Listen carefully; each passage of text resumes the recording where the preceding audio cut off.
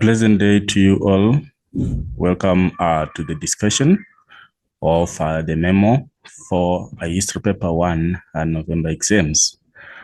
All right, we are going to go through the paper, and we are going to go through some discussions of the possible responses that are relevant to the given questions in this paper for our November session. Right, as usual, you understand our history paper is a paper which is comprised of 6 questions with 3 source-based questions and 3 essay questions, of which you are supposed to answer either 2 source-based questions or 2 source-based questions with 1 essay, or 2 essays and 1 source-based question, which implies that a total number of 3 questions must be answered, with each question having a total of 50 marks to make it 150 marks in a time frame of 3 hours. Right, without wasting time, we need to go through our paper. Right, as usual, our sections are always question number 1, the Cold War, the origins of Cold War, which is question number 1 for source-based question, and question number 2 is independent Africa, which is a case study for Angola. Then question number 3 is based on civil society protests from the 1950s to 1970s, which is the US civil rights movement. Then our essay questions, which is section B, we have question number 4, which is the extension of Cold War, a case study for Vietnam. And question number 5, independent Africa, which is a case study for the Congo.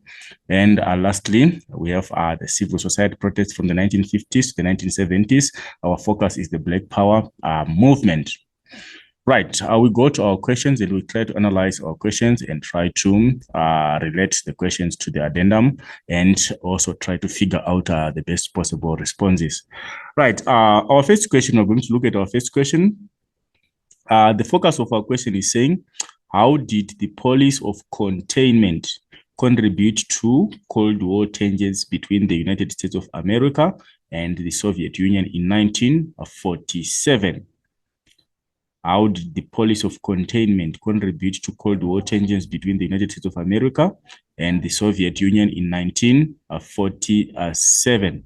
Right, as you are seeing here, we are seeing a situation of the policy of containment, which was introduced by the Americans as a way of trying to stop the spread of communist ideologies across states in Europe. So that is our focus question. It ultimately caused an increase in the level of tension between the United States of America and the USSR in the year 1947. So our focus is the policy of containment here and how it contributed towards the tensions between the USA and the USSR. Right, without wasting time, we'll go to our first question. We are reading to source 1A. Right, our source 1A, we're going to refer to it after analyzing the question. The first part is saying, who, according to the source, did Churchill blame for a shadow that he has fallen upon the scene so lately, lighted by the Allied victory? We must give 2 responses for that question. Who, according, who is being referred to here by Churchill as being blamed for a shadow that has fallen upon the scene so lately, lighted by the Allied victory. But if we go to our sources, this is a level 1 question, which is an extraction question. We are just supposed to extract our response from the given source. So if we check our source, it says, a shadow is fallen upon the scene so lately by the Allied victory. And it goes on to say, nobody knows what the Soviet Russia and its Communist International Organization intend to do in the immediate future.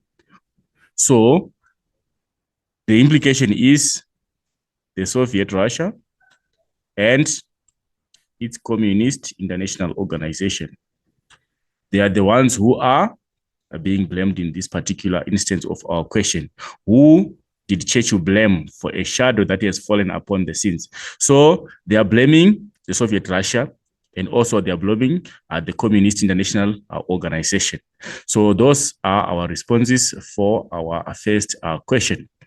The 2 responses is the Soviet Russia, and we also see the Communist International Organization. Right, going to the next question. Why do you think Churchill adopted a conciliatory or a soft attitude towards the Soviet Union despite its expansive tendencies? But we are seeing a situation here whereby Winston Churchill adopted a soft attitude towards USSR. Despite it having expansive tendencies, it wanted to extend its territories across, extend its influence across territories in Europe, which was also threatening the ideology of the US. But however, the US did not take a bold stance. It took a conciliatory or a soft attitude towards the USA. What might be the possible reason towards that? The most definite reason here that we can highlight, though there are other reasons. Remember, these are Cold War tensions. We are looking at Cold War tensions here. The countries were just engaged in ideological fighting and not physical fighting. So what was going to happen in case maybe the US was adopting a policy which was strongly against the expansive tendencies of Russia? So we might argue that they wanted to avoid, or let me just use the available space so that maybe it becomes clearer. Right, why did they adopt such a stance and not adopt a bold stance? We might argue that in that instance, why they did that, we can say the USA, that's number 112, to avoid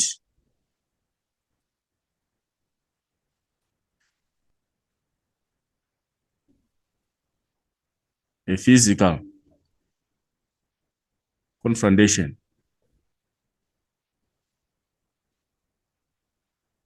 Or rather, we can say to avoid a hot war between the two extreme ends. We understand that there was tension between the USA and USSR. So in this instance, they wanted just to have an ideological war. They wanted to avoid physical confrontation, or rather avoid a physical war in this instance. That might be one of the probable reasons why they chose to adopt a soft approach towards the USSR's expansive policy and not take a bold stance to avoid them from expanding. They wanted to avoid such a physical confrontation that might lead to a hot war in that instance. Right. We are not saying that is the only response. There might be other also responses that you can highlight in the context of the question that will also qualify to be true responses. Right. Moving on to the next question. Define the term ion curtain in your own words. Right. If we check here, let's try to get the context of the term ion curtain. Right. If we check here, it says from setting in the Baltic to Trieste in the Adriatic, an iron curtain has descended. An iron curtain has descended or has fallen across the continent. An iron curtain falling across the continent. In this context here, we are saying what is the iron context, or what is the iron curtain in the context of this given scenario here. We are told that the iron curtain has descended or fallen across the continent, which implies that was something that had befallen at the continent of Europe. So when we are looking at the iron curtain, right, we are looking at, in this instance, we can say it's an imaginary boundary.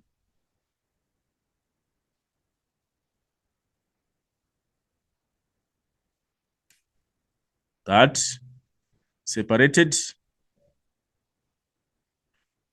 Europe, or that divided, that separated communists from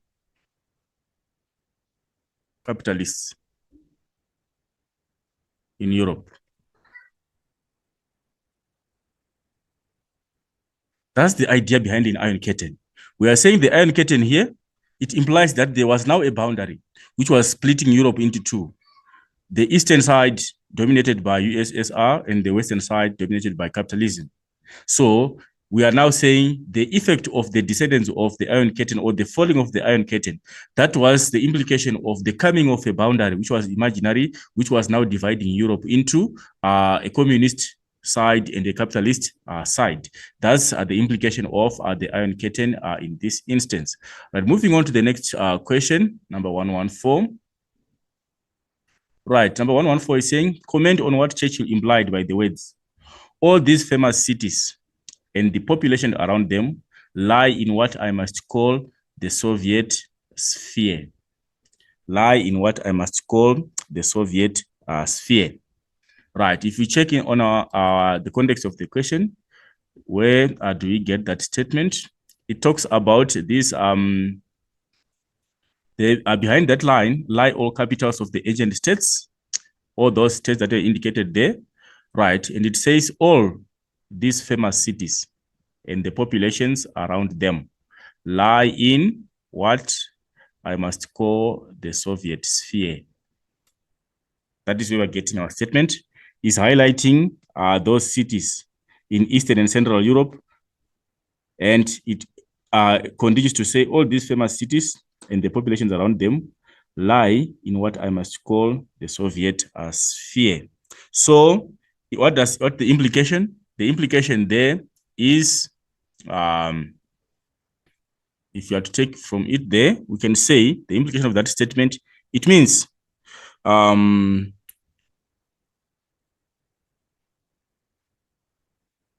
those cities were now under the control of communism, or we can say they were dominated by USSR. All those cities that were mentioned there, they were now under the control of communism, or they were dominated by the ideas of the USSR. Or we can also say in another context,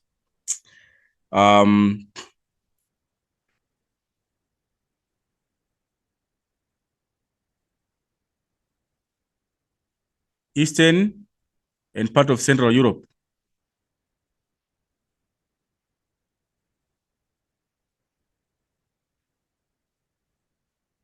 became states of interest, states of influence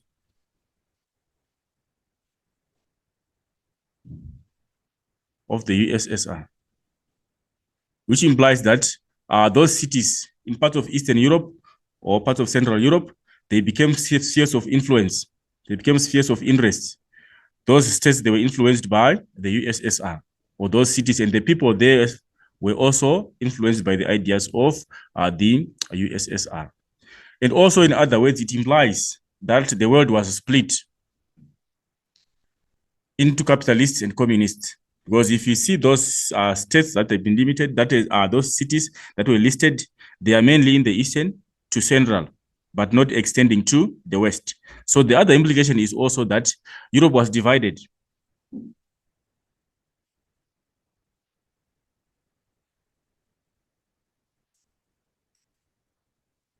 And the East fell under the domination by USSR. That might be the other implication of that statement. Right, moving on to the next question. We want to move to the next question. Next question is talking about number 115. Explain the reliability of this source to a historian researching about the origins of the Cold War. Reliability. Our question is focusing on the reliability of this particular source. Reliability. What must we check here? When the question is asking about reliability, is asking about whether we can we trust the source? That's the question.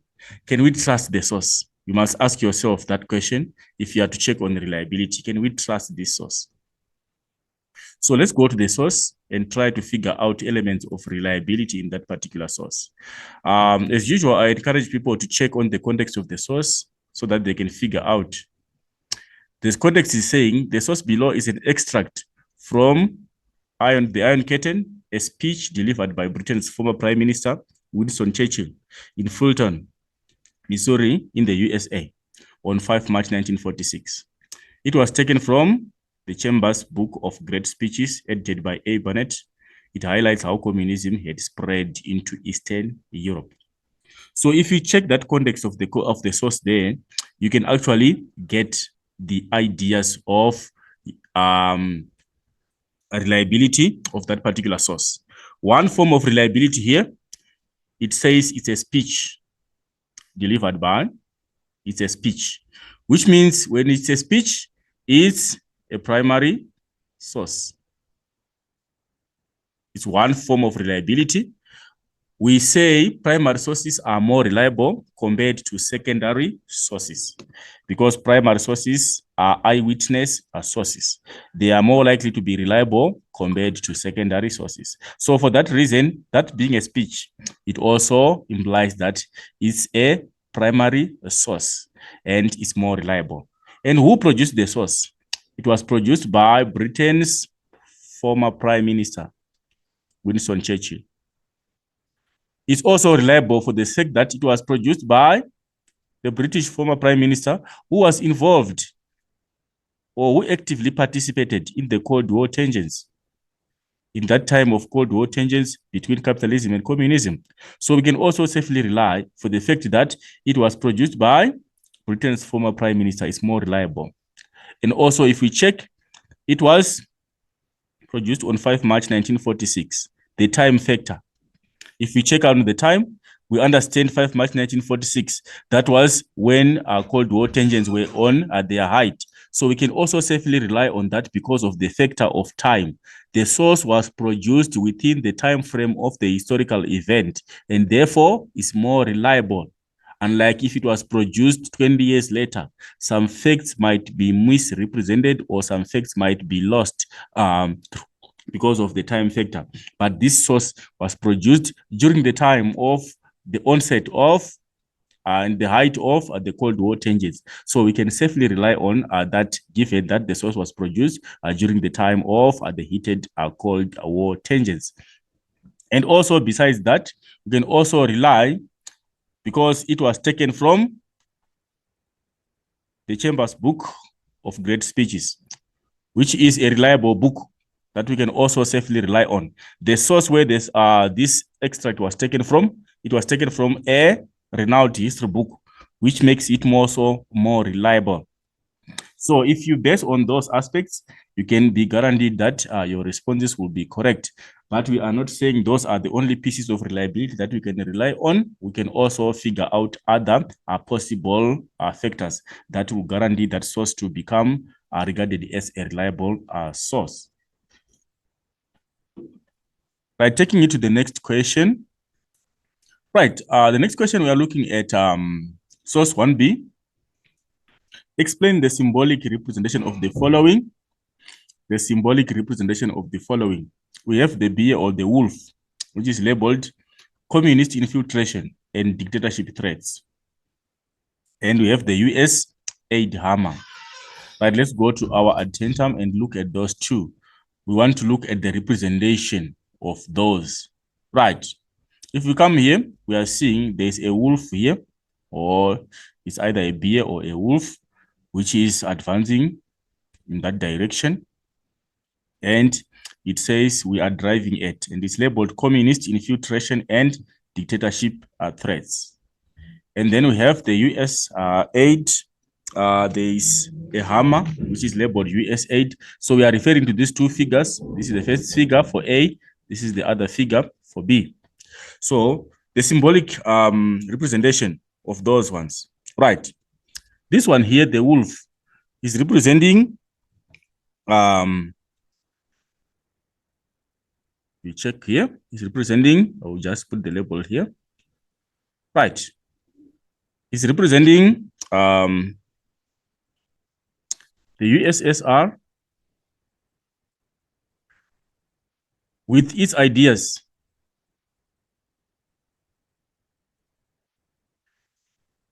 Communist ideas.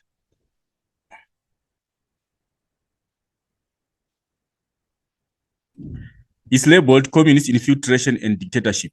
So it implies that the advancement of communism here it implies that the wolf is advancing, and this wolf here is representing the USSR. So actually, the wolf is representing the USSR and its advancement with communist ideologies, which were going to bring in dictatorship rule and fascism. So the ideas here, it was going to infiltrate and bring in dictatorial rule wherever it was going. So the symbolic representation here is that the wolf is representing the coming of the communist ideology with the advancement of the USSR, and also bringing with it its communist ideology and fascist rule of dictatorship. Then the US aid, this hammer here, which is labeled US aid, the hammer here. We understand the hammer is being used to reinforce. We see those pillars there. The pillar return Greece, and the pillar again return Turkey, and they are along a fence. So this hammer, as you are seeing there, this guy is hammering on top of this pillar here to reinforce the strength of this pillar here. So this pillar here, they written the US aid, is representing the Truman doctrine, or the Truman ideology, or rather we can say the Truman aid. Right, we understand that the USA wanted to reinforce the Truman doctrine on Turkey and Greece because they were vulnerable to attack by the advancement of the coming of the USSR and its ideology. So in this context, we are saying the Truman doctrine was reinforcing aid on Greece and Turkey through the Truman doctrine to resist against invasion by communist rule, which was coming in the form of the wolf, which is portraying the USSR and its communist ideology. Right, moving on to the next question. Right, our next question, comment on why you would consider the caption, what we are driving at, appropriate. What we are driving at. How is it inappropriate? Right, it is appropriate in the context that if we check here, why is it inappropriate? What we are driving at. It implies that this wolf is driving at. Right. It implies this statement here. It's a relative caption. It's a an appropriate caption because the USSR targeted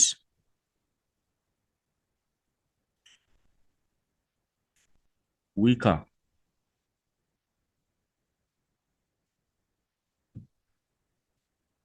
states to influence them. So we're saying the USSR was targeting weaker states, weaker European states. It was targeting them, those smaller states which were weaker, which were weakened by the Second World War. It was targeting to spread its ideology on them, trying to impose its ideology on them. So what we are driving at, they are driving towards Turkey and Greece, if you can see in that instance, and they are targeting to spread their ideology in those states. And also, if you check across the fence, it's written non-communist small nations.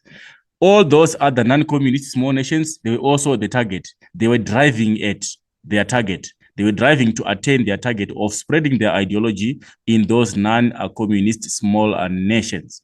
Right. So it's a relevant caption in that sense. Right. Then moving on to the next question. He's saying, refer to source 1A and 1B.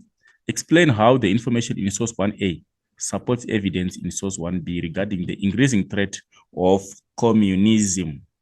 Right, we're just comparing those two sources, 1A and 1B, just finding ideas which are portrayed in source 1A and also trying to figure out how the very same ideas are presented in the other source.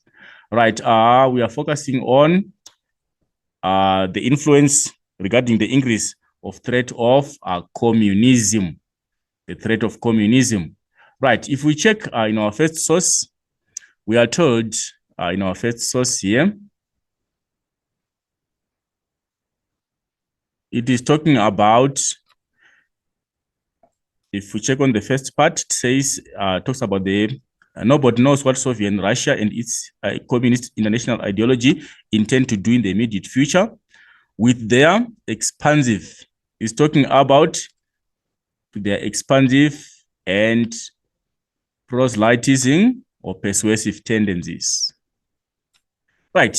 Source 1A is telling us that Russia was adopting an expansive and a persuasive tendency across Europe. How is it portrayed here? The same is portrayed by Russia being shown or being portrayed as a wolf, which is expanding or going across Europe, driving across Europe at some target. So these two ideas, they are relating. It's talking about expansive tendencies and persuasive tendencies, and also Russia is being shown here or portrayed as a wolf, which is advancing or driving at some direction, try to influence the non-communist nations. And if we also check, we are told of the Iron Curtain here, where it says an Iron Curtain has descended. An Iron Curtain, we said, is a boundary which is now splitting Europe into two, the capitalist side and the communist side.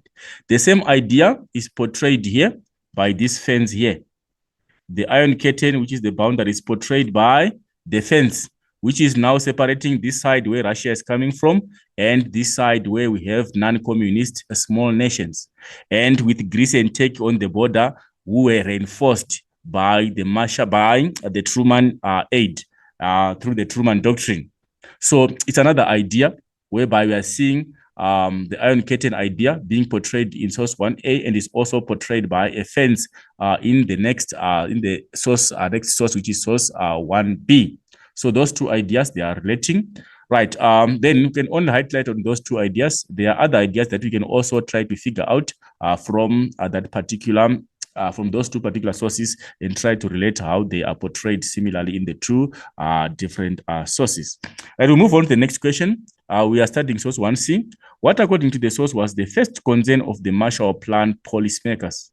This is an extraction question. It's a level 1 question. We just want to go to the source and get the answer. We are relating to source 1C. The source is saying, what, according to the source, was the first concern? Right. If we check here, it says, first of all, broken economies might foster the growth of communism, much like mulch or compost fosters mushrooms. That's the threat, the first threat, that broken economies might foster the growth of communism. Remember, after the Second World War, the economies of Europe were weak. They were weakened by the Second World War. They were not fully functional. So Russia was taking advantage of those weak economies to impose its ideology on them. They could not resist because they were facing economic challenges. They were in dire straits. They were facing very serious and acute economic challenges. And them being weak because of the ravages that were brought in by the Second World War, Russia took a chance to spread its ideology in those. So it was a threat. It was a concern for the Marshall Plan policymakers that the economies were broken, and that might foster the growth of communism. In the same way, mulch fosters the growth of mushrooms. Right, that is the first response. Moving on, we are saying, the next question is saying, why, according to the source, was condemning the Soviet Union the major second goal of American policy? Give two responses. Why was it a major second goal? Right. We just extract. Second major goal of American policy was to condemn the Soviet Union, which was perceived as having embarked on an active expansion and being irremediable or severely hostile to the USA. So the two reasons here, we are saying it was perceived or seen as having embarked on an active expansion. That is reason number one. It needed to be condemned because it was perceived as having embarked on an active expansion. And it was also seen as being irremediable or severely hostile to the USA. Those are the two reasons. So the first reason is it was perceived as seen as having embarked on an active expansion. And the second reason as being irremediable or severely hostile to the United States. Right, I'll move on to the next question.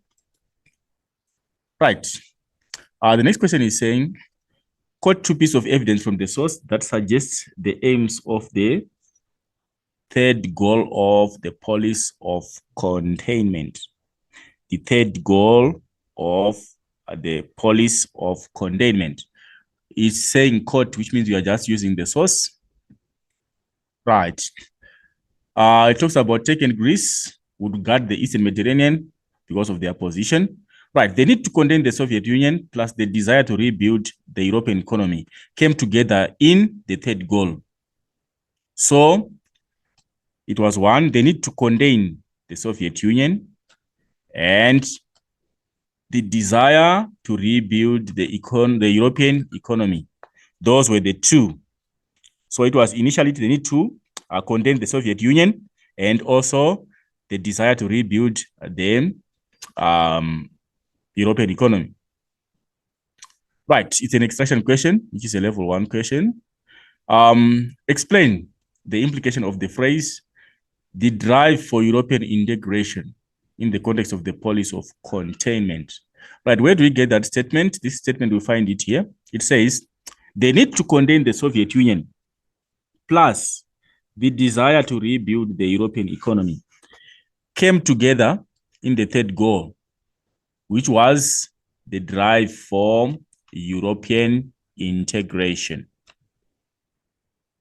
So the implication here is the third goal, the purpose of the third goal was to give a drive for European integration. But it was going to be given through the means of containing the Soviet Union and also through the desire to rebuild the economy of Europe.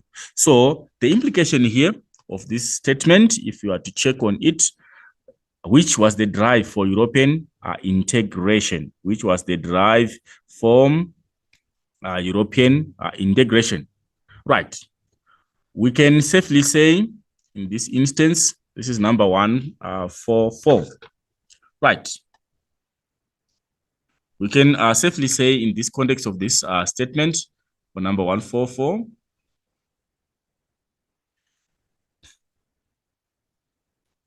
the implication of this statement is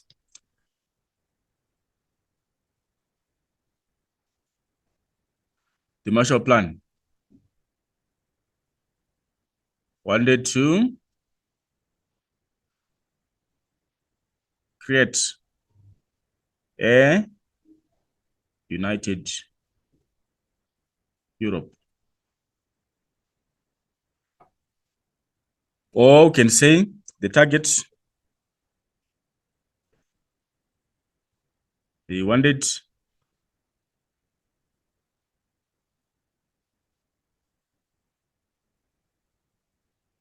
to stop USSR invasion.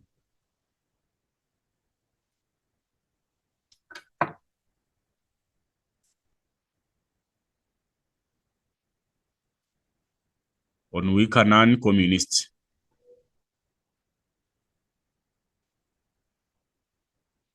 Right. And also we can argue that they wanted a complete capitalist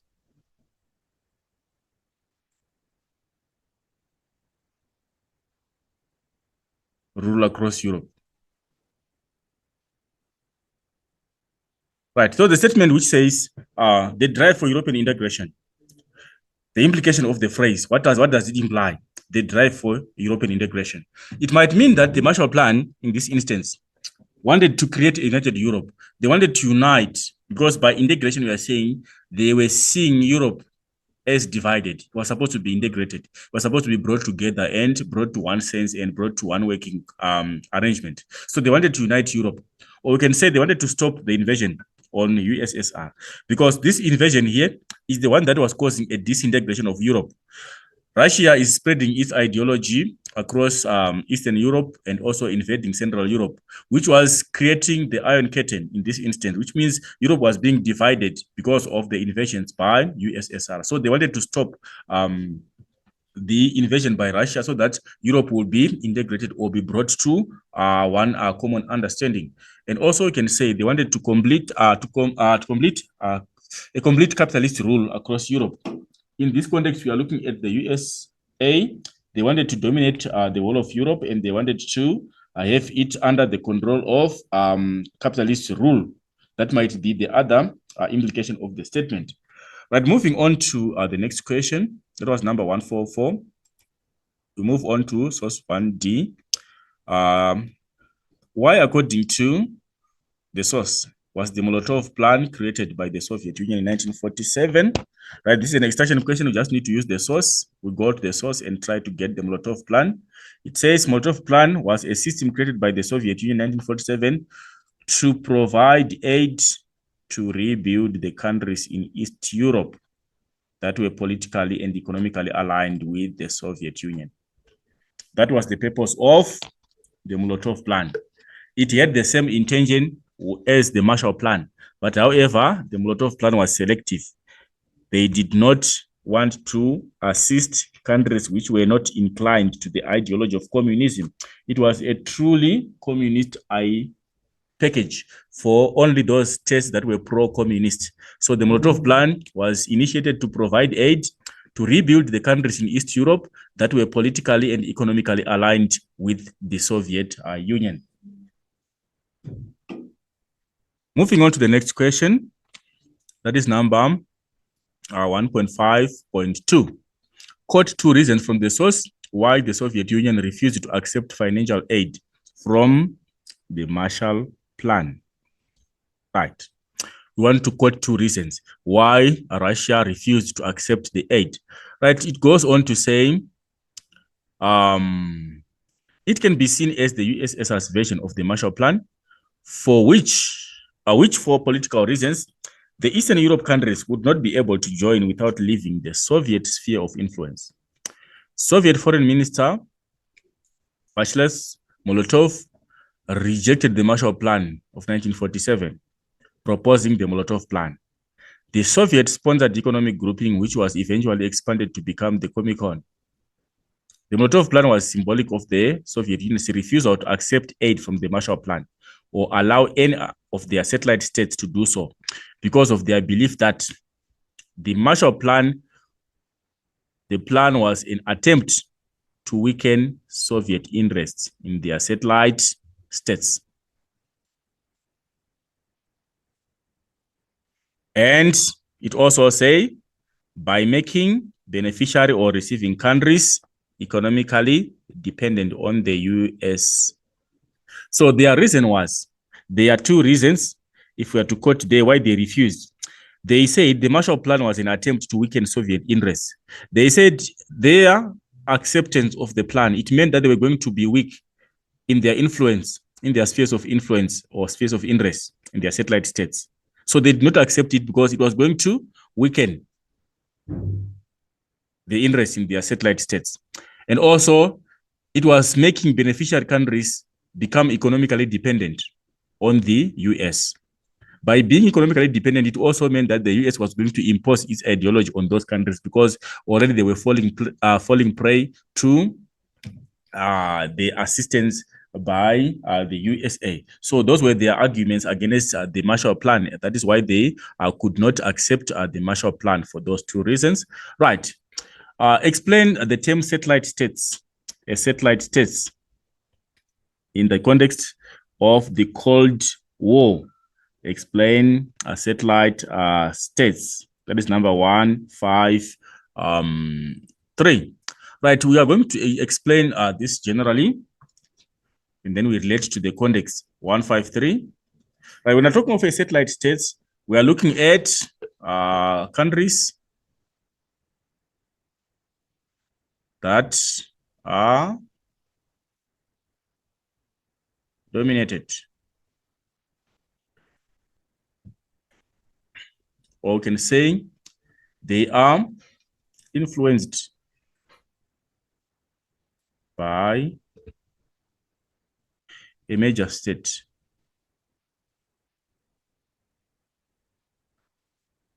Which is in this instance a more powerful. This is in general context. When I look at a satellite state, we are looking at a state that is dominated or that is influenced by a major state which is powerful. So whatever the state does is determined by the decision of a powerful state in domination. In this instance, we are saying the USSR in the context was dominating weaker states in East and Central Europe.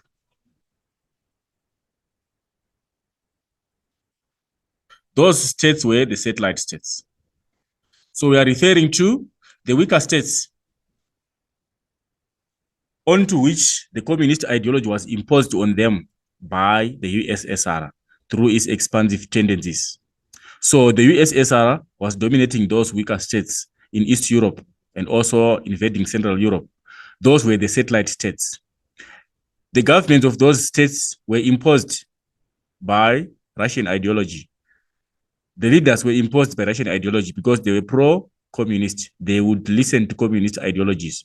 So whatever those governments were doing, they were doing it in support of communism because they were satellite states of the major state of the USSR. That's the idea of satellite states, whichever way you define it, but that's the context of the satellite states. Then moving on to the next question, we have number 154. That's the next question. Using the information in the source and your own knowledge, comment on what the Comecon offered the USSR and its satellite states. The Comecon, we are told about the Comecon, what it offered. Right, it says the plan was a system of bilateral trade agreements that established the Comecon to create an economic alliance of socialist countries. This aid allowed countries to stop relying on European aid and therefore allowed Molotov states to reorganize their trade to the USSR.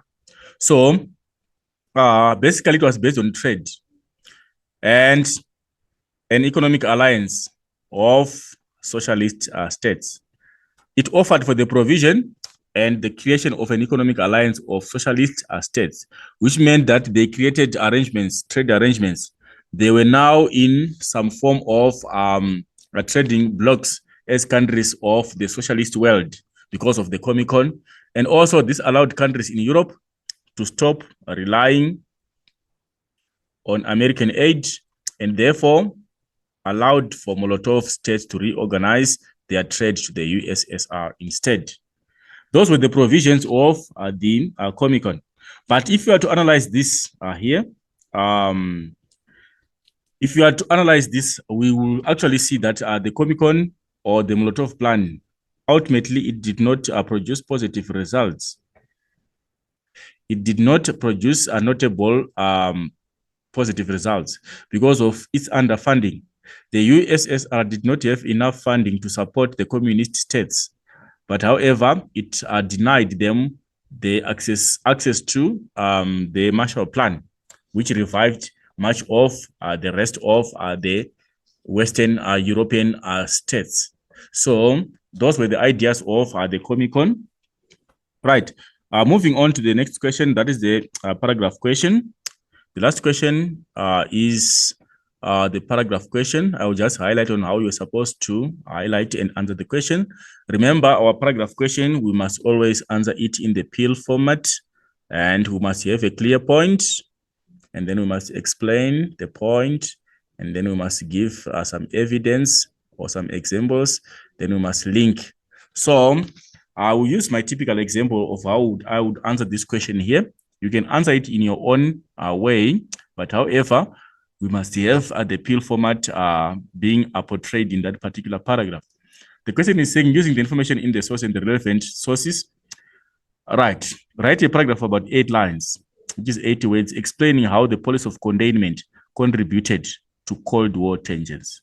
We are looking at how the policy of containment contributed to Cold War tensions. So we must have an independent response. We must have an independent answer to the question about how the policy of containment contributed to Cold War tensions. Right. So in this instance, I will say the policy of containment, apparently, it blocked USSR from creating spheres of influence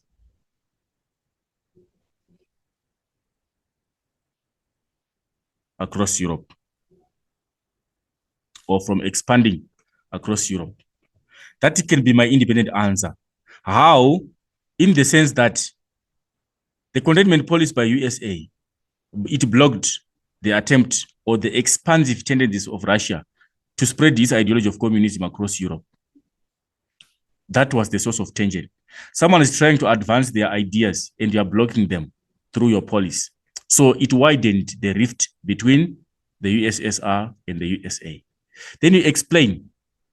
You are explaining the idea. You can explain that the USSR wanted to spread communism across Europe by targeting weaker European states. But however, the USSR, the USA, through its containment policy, wanted to stop the spread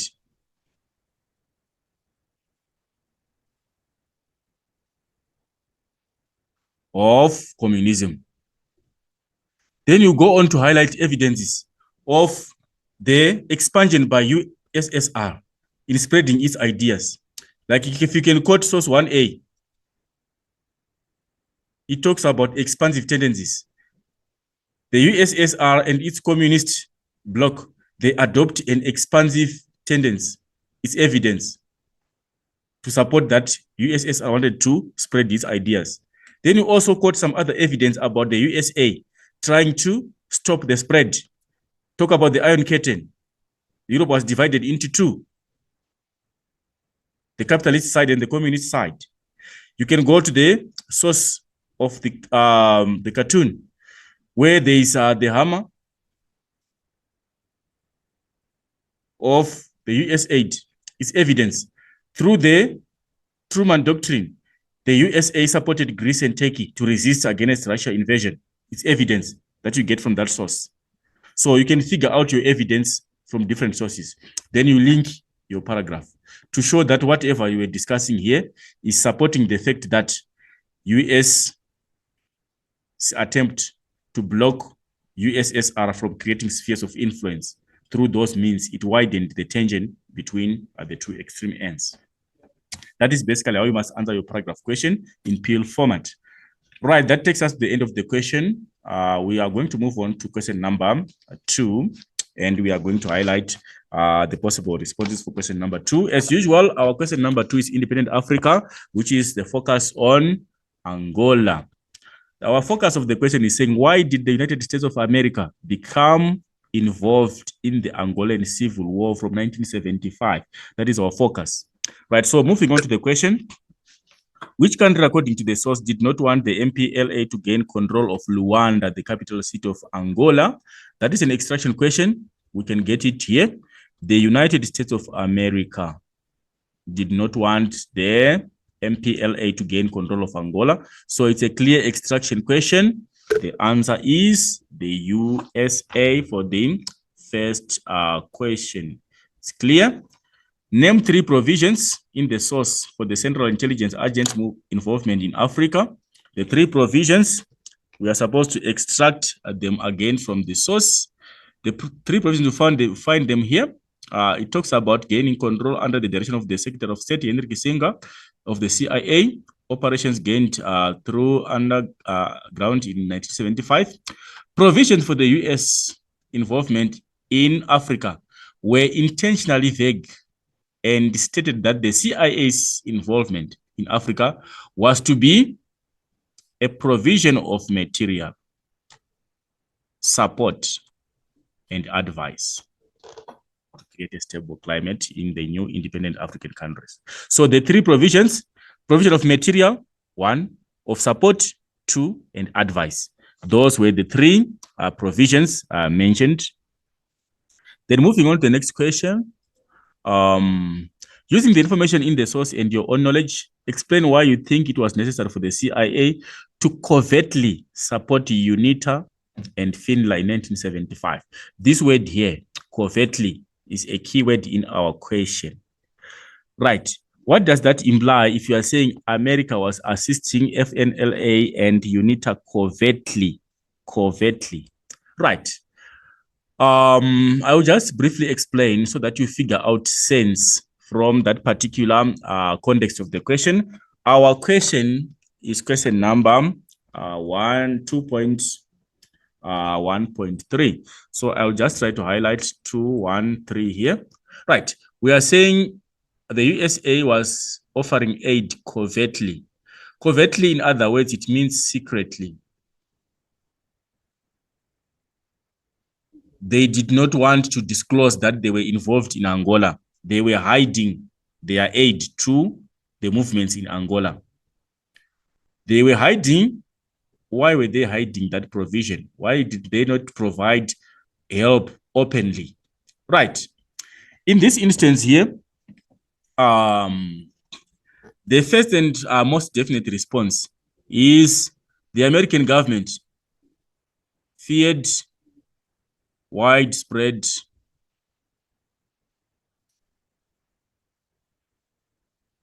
condemnation from its own people. Why would it face condemnation from its own people?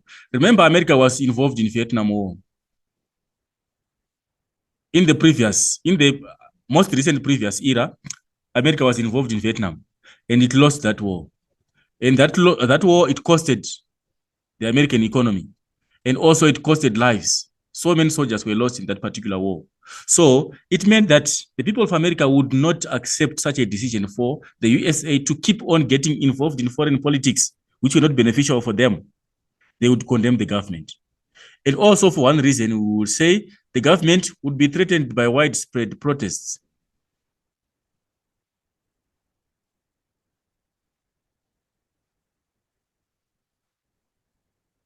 Remember, people ended up protesting back in America because of the America's involvement in Vietnam. They wanted the government to withdraw. Then it meant that they would not accept such another event where the government gets involved again in another foreign political dilemma and involving the loss of lives of its own people and also its resources. It led to a very serious economic problems for the economy of America because of expansive spending in the war in Vietnam. So they had to hide their aid to Angola. And also we can say it was also a fact that the government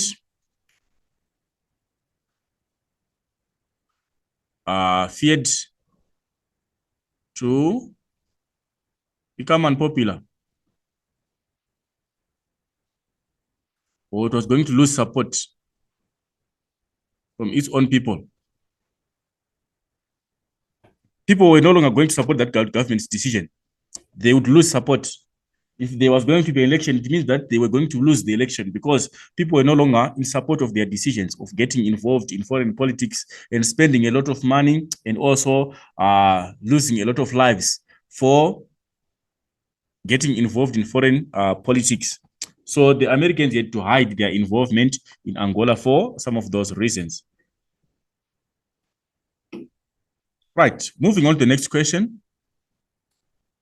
That was number 213. We need to move to 214. Explain the limitations of this source to a researcher studying the role of the MPLA in Angola. Right. When we're talking of the limitation, we are saying the source does not give us a clear picture of the involvement of MPLA. It does not provide us with a clear picture. It has some missing facts. Right. So what can we say with regard to limitation of this particular source here? Right. If we check this source,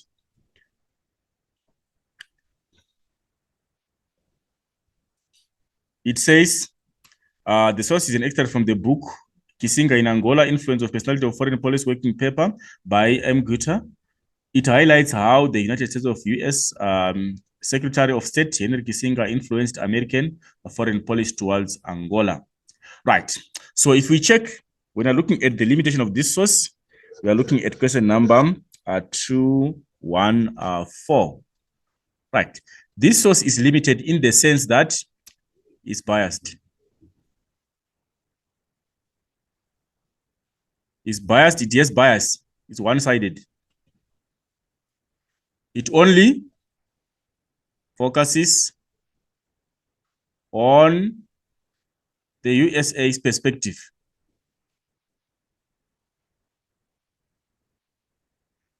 So it's limited because it has bias. It does not give a balanced view of the involvement in Angola by other countries. It only focuses on USA's involvement and its support for UNITA and FNLA. So it's biased in that sense. Then also, we can say this source is limited because it ignores the fact that the MPLA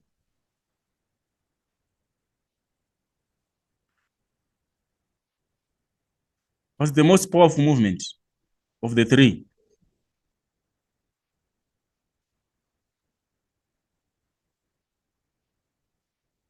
If you check, a source can be limited because it ignores historical facts that are known. We all know that in the history of Angola, the MPLA was the strongest movement of the three. But this source ignores that fact. It does not mention anything about the MPLA. It only focuses on the CIA giving aid to UNITA and FNLA. And also, some other non-facts. It ignores, this source here does not mention anything. It is ignoring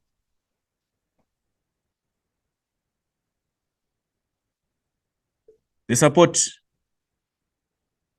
by USSR and Cuba to MPLA. Those are also non-facts. Despite the USA focusing on its support on UNITA and FNLA, but however, it is also ignoring some definite facts that despite them not wanting the MPLA to control Angola, but the MPLA was also strong and was powerful, and also the fact that some other European countries, like the USSR, and also Cuba from Asia, it was also supporting the MPLA. Those are non-facts which are ignored in the source. So the source is limited to someone who wants to study about the MPLA because that source is limiting information on the side of MPLA. Right. So that takes us to the end of source 2A. Let's move to source 2B. Source 2B is there. We move to the questions. Source 2B, question 2.21. Quote evidence from the source that suggests Mobutu was supported with millions of dollars. We are referring to Mobutu of Zaire here, Mobutu Sese Seko. Right. If we check on our source, it says the US had poured uncounted millions of dollars into the bottomless pit of Mobutu's corrupt military dictatorship over the previous 10 years. So that is a quotation which suggests that Mobutu was supported with millions of dollars. The US had poured uncounted millions of dollars into the bottomless pit of Mobutu's corrupt military dictatorship over the previous 10 years. That's the quote. Moving on to the next question, number 2.22. Right, the question is saying, what according to the source did Mobutu do when the world copper prices plunged in early 1975? Give two responses. Again, it's an extraction question. It says, he expelled the US ambassador, one. And it also says, he accused the US of backing a coup to topple him. Those were the two measures. First, he accused the US of backing a coup to topple him. And two, he expelled the US ambassador. Right. Moving on to the next question. 2.23. Why, according to the source, was only 41.7 million US dollars and not 100 million authorized by the National Security Council to ensure that Walden Roberto won the Angolan Civil War? This is an extraction question. It's a level 1. We are supposed to take the answer from the source. Let's go to the source. Right. It says, CIA Director William Colby told the National Security Council he needed $100 million to ensure that Walden Roberto, the leader of FNLA, won. But this was too large a sum to keep secret. Only 41.7 million US dollars was authorized. Why? Because that was too large a sum to keep secret. That's the reason. The amount was too large to keep secret. It meant that it was going to pose a negative bearing on the US economy. It was going to produce a notable result, which was going to be questionable by the people. So they could not ultimately disburse such a large sum of money for the reason that it was too large to keep it secret. Moving on to the next question. It says, comment on what is implied by the statement. CIA's task seemingly was not to win, but to prevent an easy victory for the Soviet-backed forces. What is the implication of that statement? That the CIA's task seemingly was not to win, but to prevent an easy. Right. So trying to answer this question here, we can say the CIA, they knew that, the CIA in this instance knew that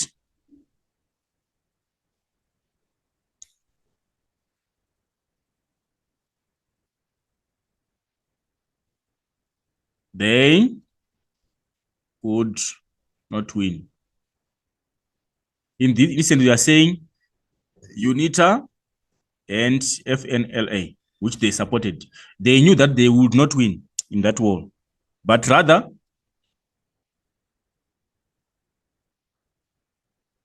wanted to pose a challenge to MPLA. They wanted to prove that UNITA and FNLA could provide a constraint to the winning of MPLA, though they knew that at the end they were not going to win it. It was necessary that in future, if there was need for negotiations between those movements, they were going to consider them because they knew well that they had given them a very serious challenge for them to get into power. If it was an easy goal for MPLA, it meant that in future they were going to ignore those movements because they would be definitely knowing that they are powerless and they cannot do anything. So the CIA was supporting those two movements as a way of showing some form of challenge to the MPLA, such that they would recognize their presence as part of the revolutionary movement of Angola. Right. That might be one of the responses, but not all. You can also highlight some of the necessary, some of the relevant responses to that. Right. Then the last question, self-determination. When we are talking of a self-determination, we are saying it's a state where the people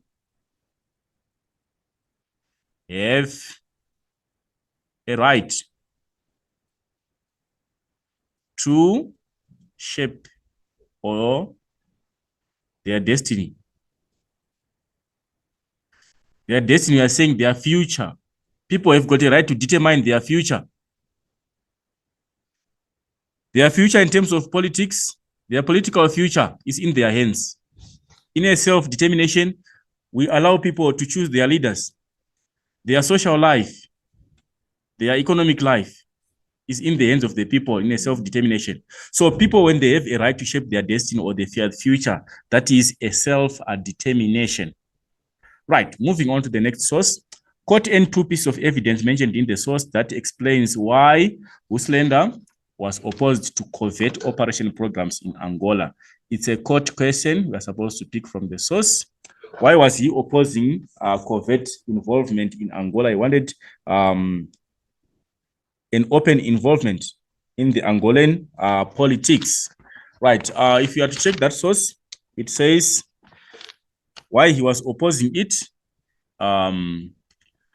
It says, simply put, I was opposed to the covert action program in Angola because I was convinced, one, he was convinced that it would not succeed. And also, it would badly damage our ability to work in the future with moderate elements throughout Africa. Those were the two responses to that question. Why Wuslander was opposed? He opposed in the sense that he was convinced that it would not succeed. Operating in secret, he felt it would not succeed. And also, it would badly damage their ability to work in future with other moderate elements throughout Africa. If they would fail, it means no other country would accept being assisted by Europe, by the USA in their move to try and gain independence in their states. Right. Then the next question is question number 2.3.2. Explain the term covert action. I think we've previously talked about covert. Right. We are looking in the context of CIA involvement. So we just have to highlight the term of covert action here. We said when we're talking of covert, so we are saying this is question number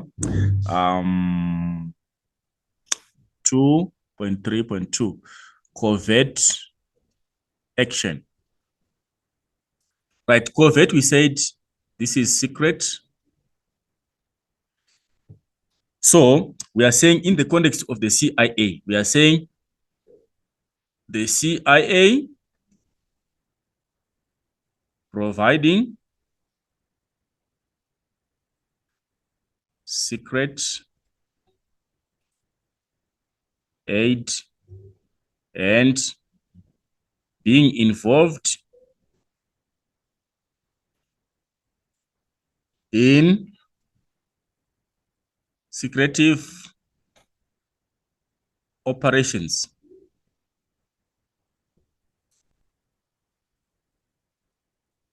in Angola. So covert action, we are saying it was the CIA in this instance, which was providing secret aid and also being involved in secretive operations in Angola. They did not want people to know that the USA was actively involved in the Angolan politics. So whatever they were providing to Angola, was it financial aid or was it military aid, they would smuggle it through the DRC to hide it from people knowing that American planes were actually bringing in some military equipments in Angola. They would drop them from Angola and then would ship them into Congo secretly, smuggle them into Congo secretly, so that people would not know. And the Americans apparently would also not know that the Americans are providing aid to Angola, and also they are involved actively in operations to try and assist UNITA and FNLA in their battle against the MPLA in Angola. Right, moving on to the next question is question number 2.3.4, 2.3.3. Comment on what is implied by the statement. Kissinger feared that an MPLA victory would have destabilizing or disrupting effects throughout Southern Africa in the context of USA's involvement. Kissinger feared that an MPLA victory would have destabilizing effects. Right. What it meant here is number 233.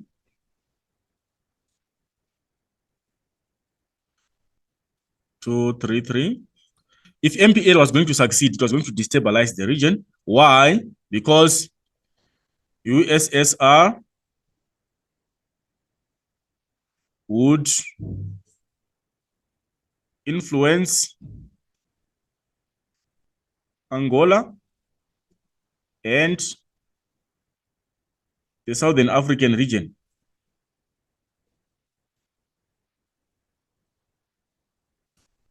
Which meant that they were going to bring in chaos through their governments.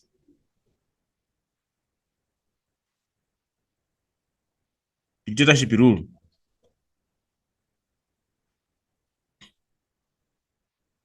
It meant that if MPL was going to take over Angola, the implication was Angola was going to be under the influence of Russia. And once Russia was in the region, it was going to spread its ideas across. Remember the domino theory, which was applied to Asia. It was also going to apply to African states. If one African state falls to communism, then the whole region will also be part of the communist world. And hence, those countries will be destabilized. Democracy will be a thing of the past. They will impose their dictatorial rule and impose the pro-communist governments in the region. That was going to destabilize the government. And also in general, we could say communism would threaten democracy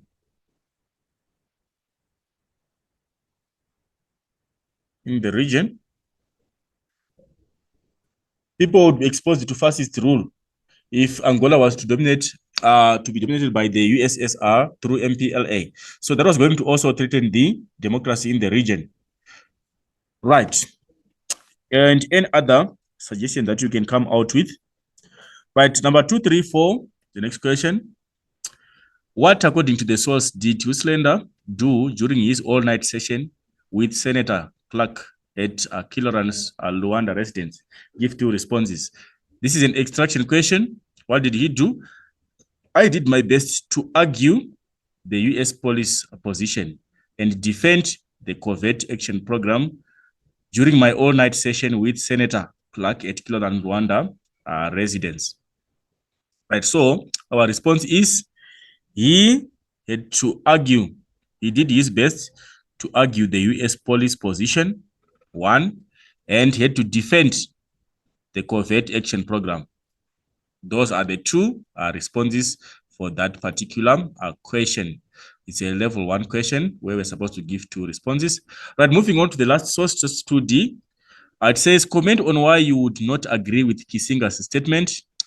In my country is part involved in this mediation of the conflict. Promise to do everything to bring it to a definitive end. Let's go to the source and see the context of this. Kisinga, we are seeing MPLA on one end, and we are also seeing UNITA on the other end. And what is the implication here? Kisinga is in between as a mediator, and he's saying, and my country, as a party involved in the mediation of the conflict, promises to do everything to bring it to a definitive end. We are saying we cannot agree. We would not agree with Kisinga's statement.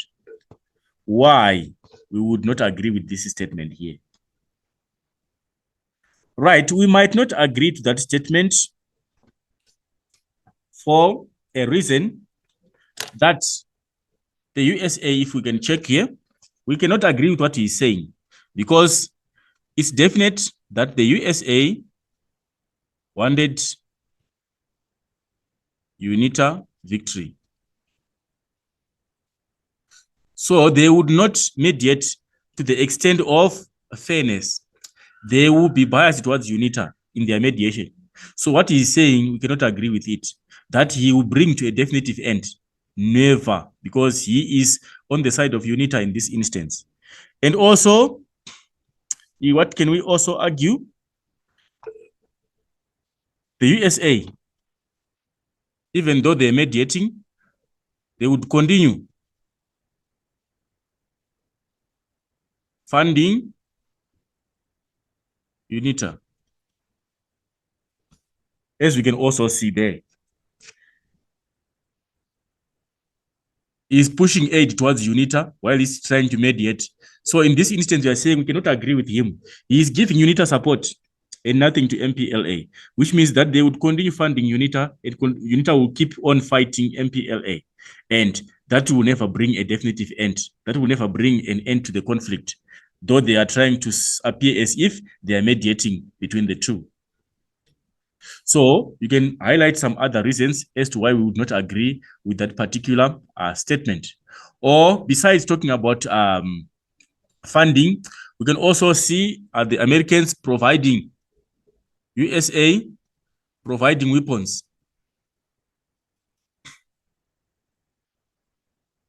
to UNITA. So we cannot agree that they will bring a definitive end, while they are providing weapons to one side. It meant that they could not be able to provide a definitive end to the to provide a resolutive means to this conflict here. The conflict would continue because they are still issuing out assistance of through military and weapons and through funding to UNITA, which will further on aggravate the extent of fighting in Angola. Right. And any other response that you might come out with?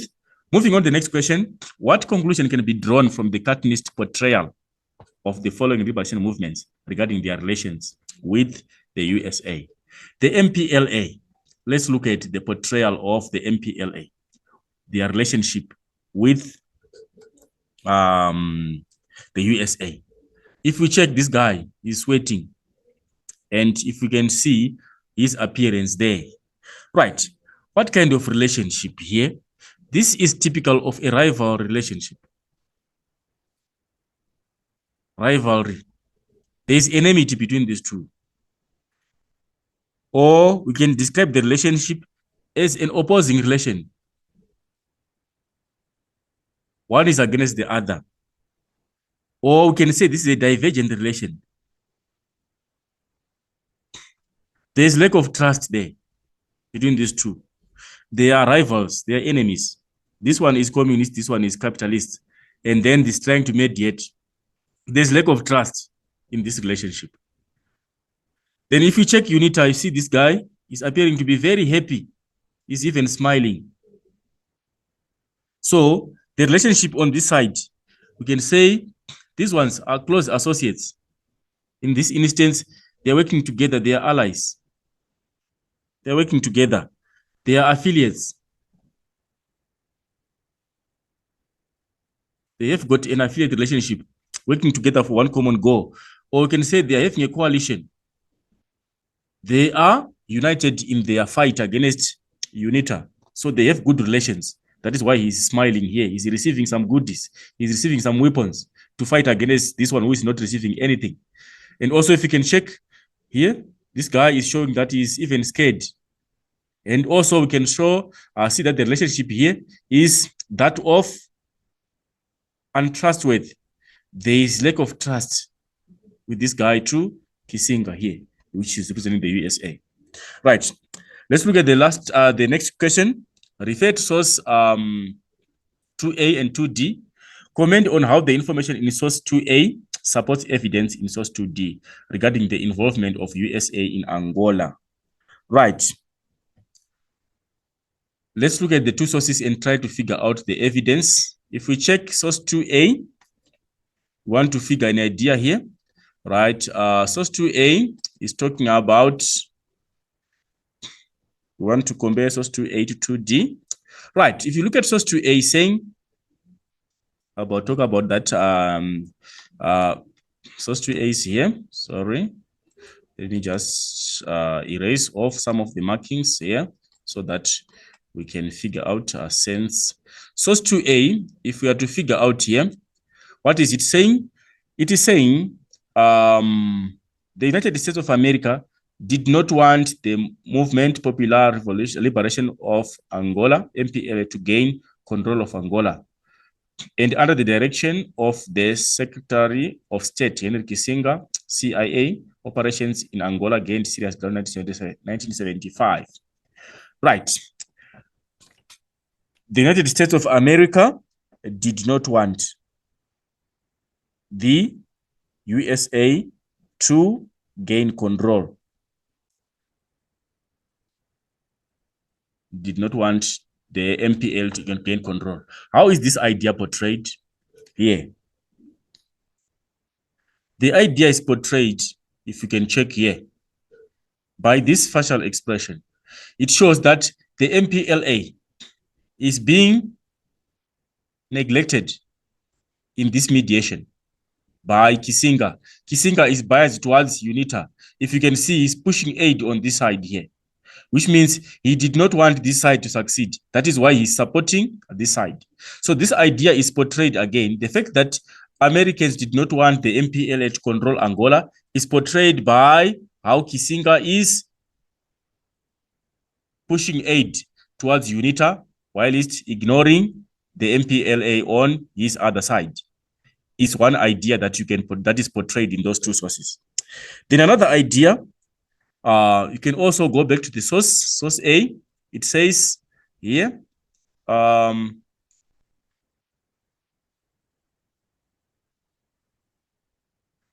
USA wanted to create a stable climate in newly independent African countries.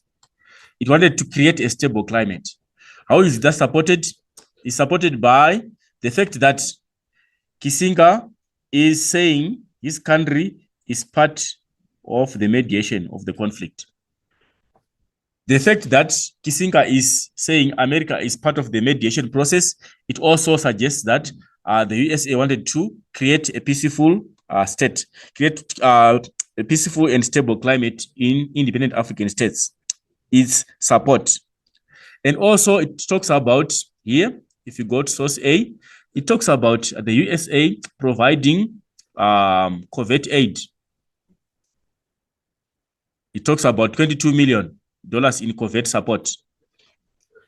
Over 22 million covert support to FNLA and UNITA. How is that portrayed? That is also shown by this box here, which is being shielded to UNITA in this instance. So the effect of aid there, about 22 million aid in US dollars, and this box here with some weapons and some goodies, it represents the aid being given to UNITA. So it's supporting each other. So those are some of the elements that you can highlight. You just highlight an idea which is portrayed in one source and also try to figure out how the same idea is presented in the other source. Right, coming to the last question of our question 2.6. Using the information in the relevant sources and your own knowledge, write a paragraph or 8 lines explaining, our question is here, explaining why the USA became involved in Angolan civil war from 1975. So our paragraph must have a point, explanation, must have evidence, and must have a linking statement. The question is saying why the US was involved. That is our focus of the question. So your point must address the question of why the USA was involved in Angola. USA was involved for some reasons, which we can highlight. Either it was for containment purposes. USA got involved in Angola because of the policy of containment. They did not want Russia to spread its ideology in Angola. So they were blocking USSR's influence. Or you can say the USA also wanted to spread capitalism in independent Africa. That might be their reason. And also you can say the USA was targeting Angolan resources.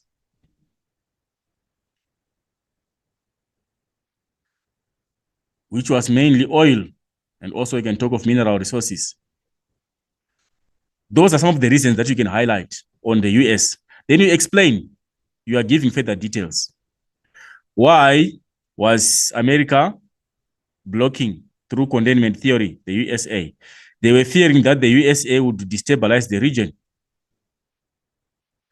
So they wanted to stop the spread of communism. And also they wanted to further their interests of capitalism. At the same time, they wanted to benefit from the resources of Congo. Then you give evidence from the given sources.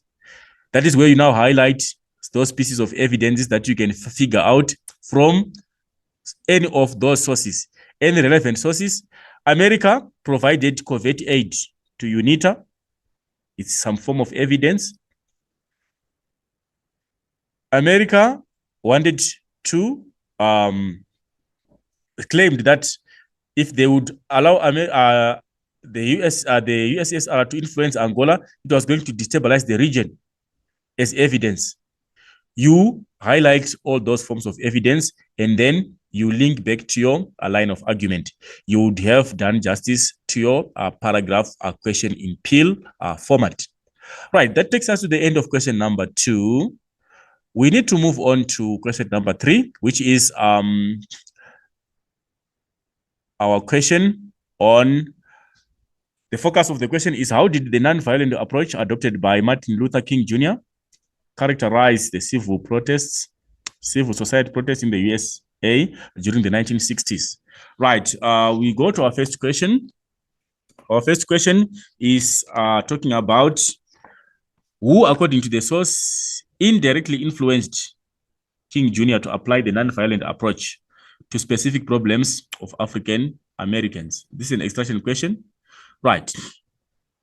We are told of Martin Luther King Jr. being influenced by the actions of Gandhi.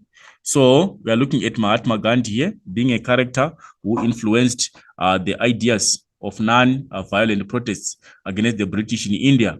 So in this instance, we are saying those ideas were based on the core ideas of Mahatma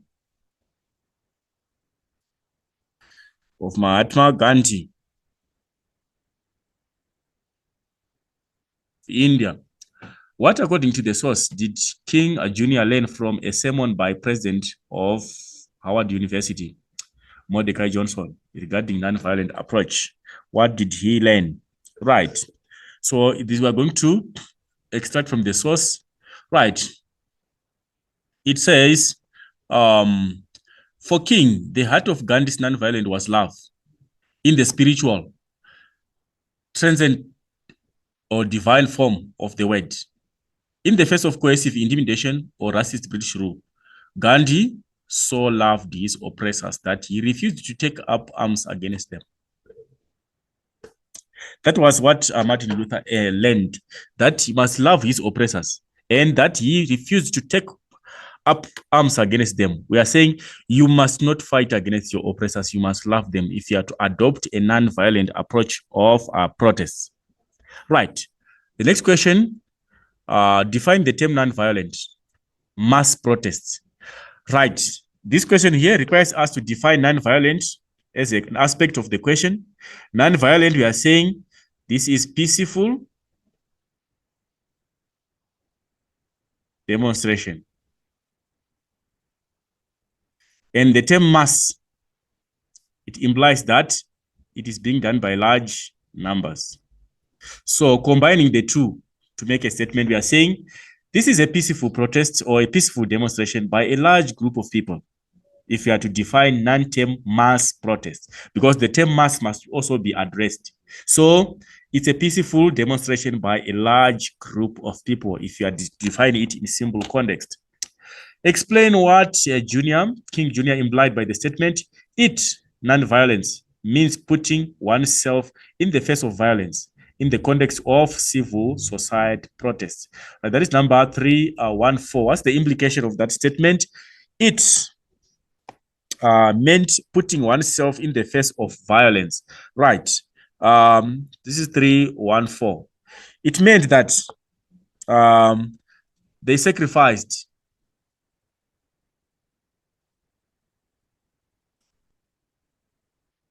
to expose themselves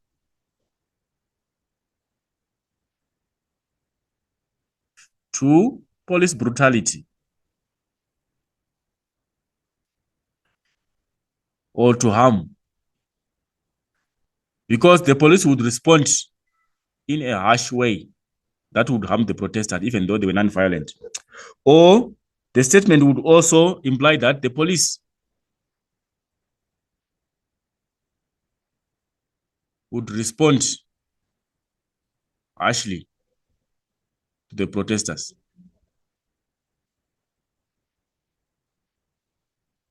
despite them adopting a non-violent approach, but also the police would respond. So that is the implication of it meant putting oneself in the face of violence. The police would use violence to the protesters, or it meant that they would sacrifice themselves to harm while engaging in non-violent protests. Right, moving on to the next question. What, according to the source, did King Jr. want to achieve by organizing thousands across the South in specific mass action? This again is extraction. We just want to go to the source. It also meant organizing thousands across the South in specific mass actions that would force face-to-face encounters with white racist power. Doing so, King thought it would demonstrate both the potence or weakness of white violence, and it would show the country that the Black community was not afraid or to insist on their rights. Those are the responses, any one of those two. The fact that it would demonstrate the weakness of the white violence, and also would show the country that the Black community was not afraid to insist on its rights. Right, moving on to the next source. According to the source, why did King Jr. believe that at the point of making a choice among a militant or massive non-violent or riot had arrived? Give two responses. Why there were so many responses there? According to this source, he says it must be militant, massive non-violence or riots, because the discontent is so deep, the anger is so ingrained, the despair, the restlessness is so wide. Those are the reasons as to why he's advocating for such. Right. What did King Jr. imply by the words? But I'm convinced that if rioting continues, it will strengthen the right wing of the country. If rioting continues, it would strengthen the right wing. By the right wing here, we are referring to the segregationists, those who were pro-segregation, who were advocating for segregation. They would strengthen themselves if the rioting continues. What does he imply by those words? So the implication here is that is 3, 1, that is 3, 2, 2. One of the implication is the right wing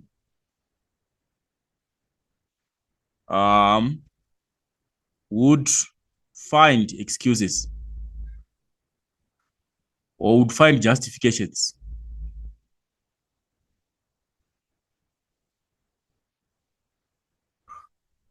of using violence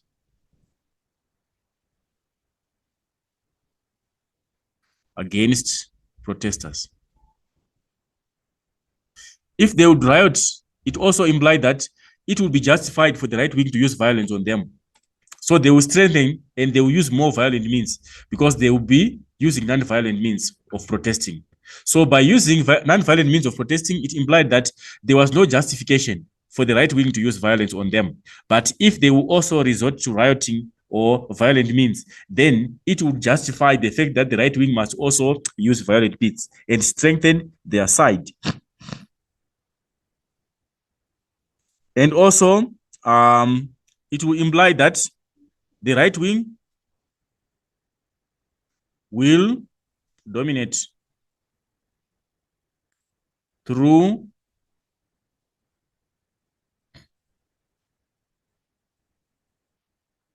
violent attacks on protesters.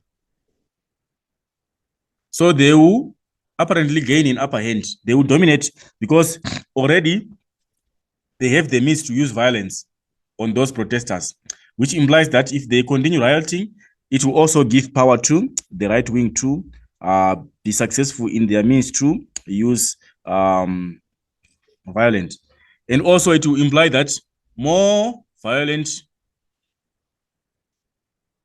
means or strategies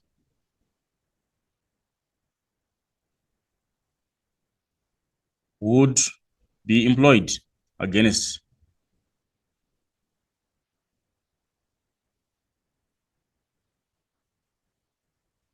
against the protesters. If they riot, it also means that they will employ more violent means, and hence that is going to squash and repress the protests by those guys. Right, moving on to the next question. The next question is saying, this is question number 3.22. The next question is question 3.23. Give N two reasons in the source suggesting that King Jr. was totally committed to non-violent approach. This is an extraction question. I am committed to non-violent, absolutely. I am just not going to kill anybody. He was not going to kill anybody, whether it's in Vietnam or here. I am not going to burn down any building. It implies that he was resorting to non-violent means by promising not to kill anybody and also promising not to burn any building. Right. We move on to the next question. Explain the term racial justice. Racial justice. Right. We are going to define it simply. We are saying racial justice in this instance, it refers to, in this question, we are saying our racial justice, it refers to a situation when all races are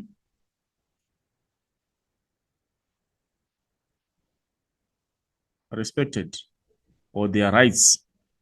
The rights of all races are respected. That is racial justice. A situation when the rights of all races are respected. That is a situation of racial justice. Or we can talk of fair treatment of all races. Despite racial differences, all races must be treated fairly. That is racial justice. Right. Question 325, comment on the usefulness of this source for a historian researching on non-violent protests in the USA. The usefulness, right? How useful is this source? When you are checking on usefulness of the source, this is question 3.2.5, usefulness of the source. When you're checking on usefulness, check on something tangible. What does the source tell you? That is useful information. What information of substance did you get to realize from that source regarding nonviolent resistance? Right. The source here, it shows commitment to nonviolent protests. If you check King Jr., is committing himself to non-violent by promising that he will never kill anyone and he will never burn any building. It shows great commitment to non-violent protests. So it's useful in that sense that people dedicated themselves to non-violent protests. And also, we can also say it reflects on the harm of rioting. It shows that the right wing was going to get strength if people would use rioting. So they were supposed to resort to peaceful protests. It also reflects, if you check the source, nonviolent protests as a philosophy. A philosophy, you are saying, it's a way of life. It was a way to be adopted by Black Americans. It was supposed to be their way of life, not to respond violently to their oppressors. It was supposed to be a way of life to respond in a non-violent way, to protest in a non-violent way. So it also gives a reflection on non-violent protest as a philosophy. And also you can say, this is also direct words from Martin Luther King, who was a leader of the civil rights protests. So it's also useful in that sense, that these are direct words which were ushered by a leader of non-violent protests. Right, taking us to source 3C, explain what the following groups wanted to achieve in terms of lunch counter in seats in the USA in the early 1960s. Students sitting at the lunch counter and white group in the background. Let's look at the addendum and look at those two groups. We look at these three guys who are seated, who are having a sit-in, and also we're looking at this group of guys who are standing and who are pouring a liquid substance. Here you can see on this guy. Right. What did they want to achieve? These ones here who are seated, they wanted their concerns to be heard by engaging in a sit-in. It was a way of showing their discontent and wanted their concerns to be heard. That is on these two, the three who are seated, and these ones who are pouring a liquid on the ones who are seated. These ones here, they are what we can relate to in terms of what they wanted to achieve. They wanted to intimidate these guys.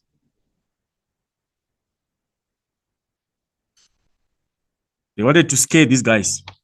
Or in other dimensions, we can say they wanted to entrench segregation. They wanted segregation to continue by threatening these guys who are having a sit-in. Or we can say they wanted to humiliate them in another dimension. You are seeing they are pouring a liquid there to humiliate this guy. They wanted to humiliate them. That is what we can highlight there. Why do you think students participating in the sit-ins did not hit back against the intimidation by white group? Why did they not hit back? It's because, for one of the reasons is because this is 332. Sit-ins were non-violent.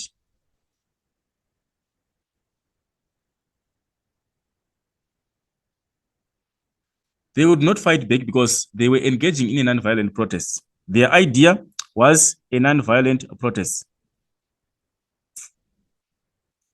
So basically, they were engaging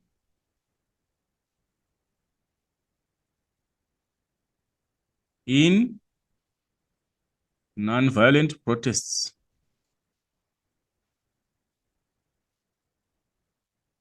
Or in other words, you can say they wanted to weaken the intimidation. If someone intimidates you and you don't fight them back, then at the end of the day, they will all of a sudden, they will become realize that they're not doing good. You do bad to someone expecting that they will fight back, and they don't fight back to you. Then you will become weak in your struggle against that particular person. You are fighting against someone who is not against you. You are fighting against someone who is fighting for their own rights. Then it was going to weaken the intimidation by the whites. Right, the next question is saying, refer to source 3A and 3C. Comment on how the information in source 3A support evidence in source 3C regarding King Jr.'s non-violent approach. Right, we're just going to highlight there how, if we check source A, it's talking about sit-ins as a philosophy. It's saying sit-ins is a philosophy as a way of life. In A, it highlights that it was supposed to be taken as a philosophy.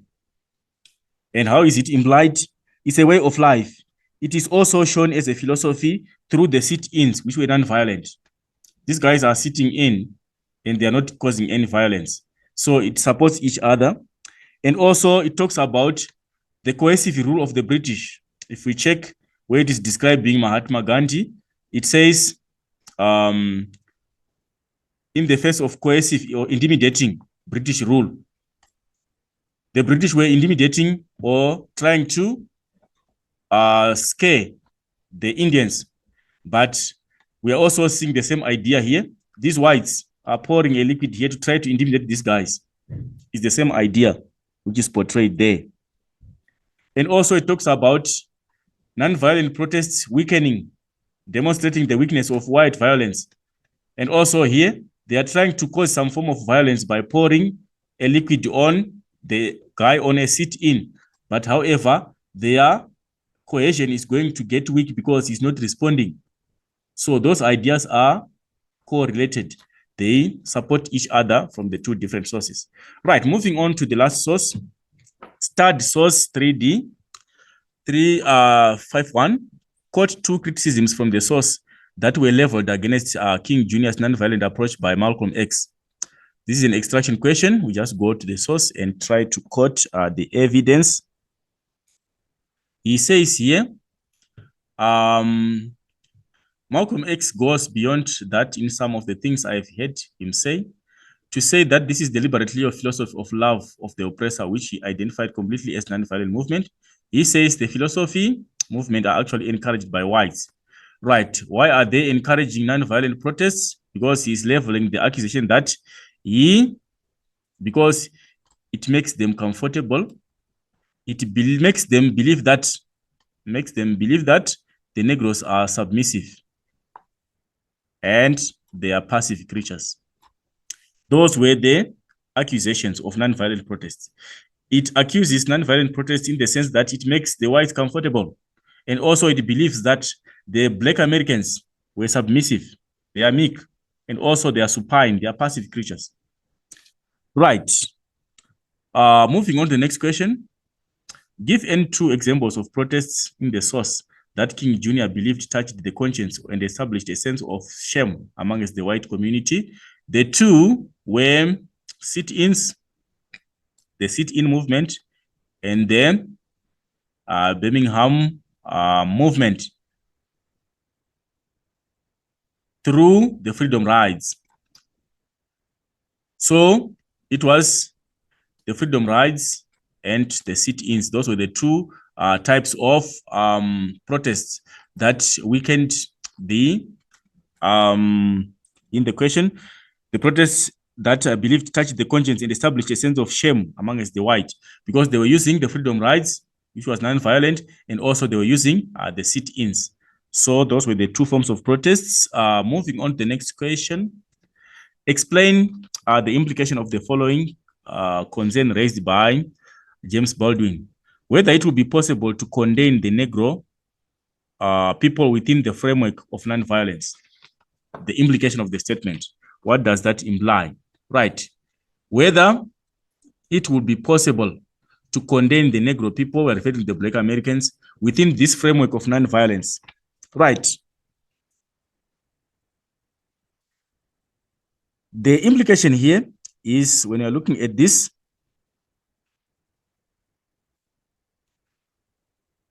he was actually inquesting into whether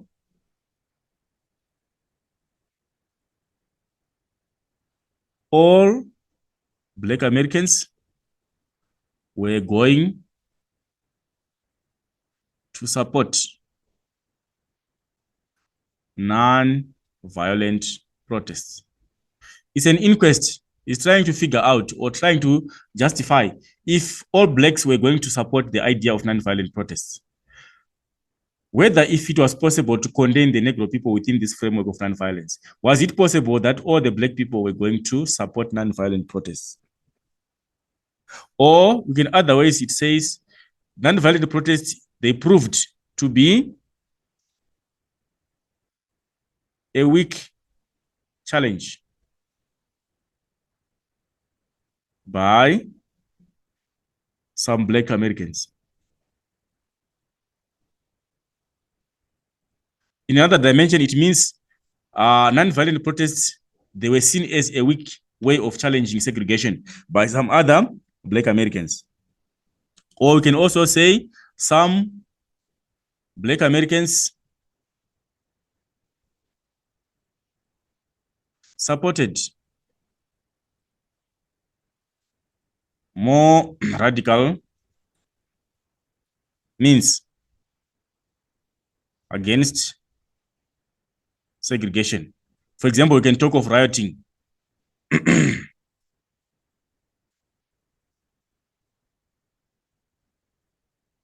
It's another dimension that we can use there. Right, the last question is a paragraph question. Explaining how non-violent approach adopted by Martin Luther characterized the civil protests. As usual, I'm supposed to answer your question in a pure format, and you are supposed to give an answer to the question. Explain how non-violent approach was a feature of civil protests. How did it become the feature of the civil protests?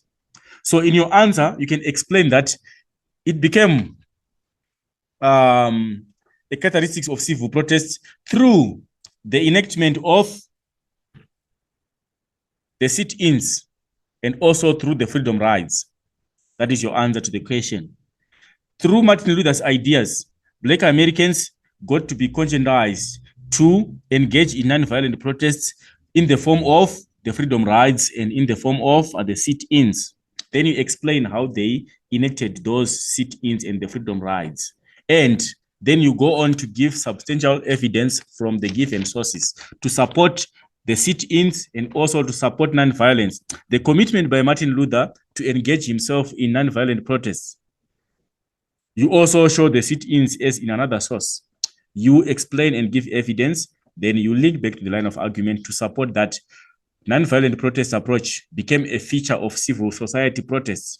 Black Americans, through the civil society protests, they adopted a nonviolent approach through the use of sit-ins and through the use of the freedom rides, which were initiated by the ideas of Martin Luther King Jr.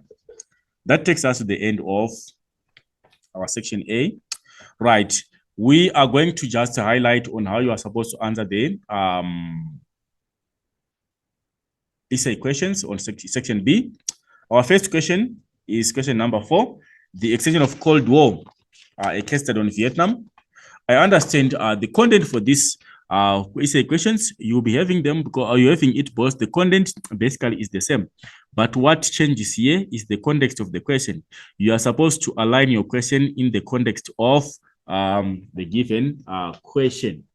Align your content to answer the question. In as much as you have the content, but the examination requires you to answer the question. You may have the content, but fail to apply the content to the context of the question. So what I'm going to guide you through here is how you were supposed to structure your content, how you were supposed to align your content to the questions. Question number 4, the case study on Vietnam. The military tactics and strategies used by the Viet Cong during the Vietnam War between 1962 and 1975 proved to be successful and in defeating the strong army of the USA. Do you agree with the statement? This statement? Support your line of argument with relevant historical evidence. Right. Our key aspect here is the tactics by the USA. The tactics used by the Viet Cong during the Vietnam War proved to be successful in defeating the strong army of the USA. That is our point.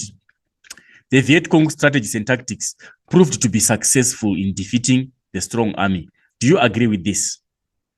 We must agree. Our introduction must have our 3 points. I will just highlight on question 4.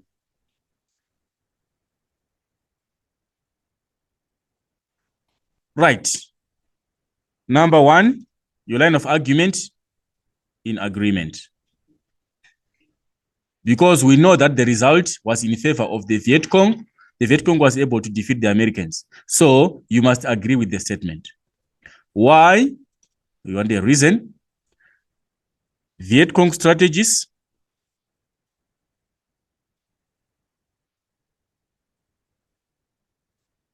were very effective.